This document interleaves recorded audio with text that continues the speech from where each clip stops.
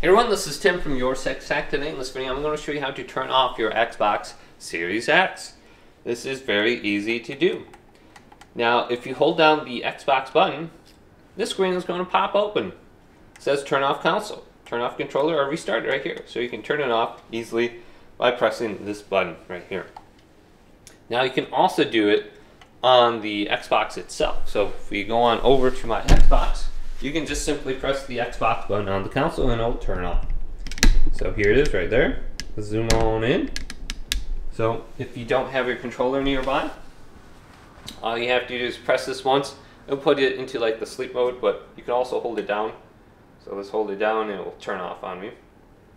Boom. And the light should stop blinking right there. My Xbox is turned off. Now to turn it back on, just tap it once. Boom, it's going to turn back on. Hopefully this video did indeed help you out. If it did, leave it a big thumbs up and subscribe to my channel down below for more tech videos coming up next on Your Six Tech.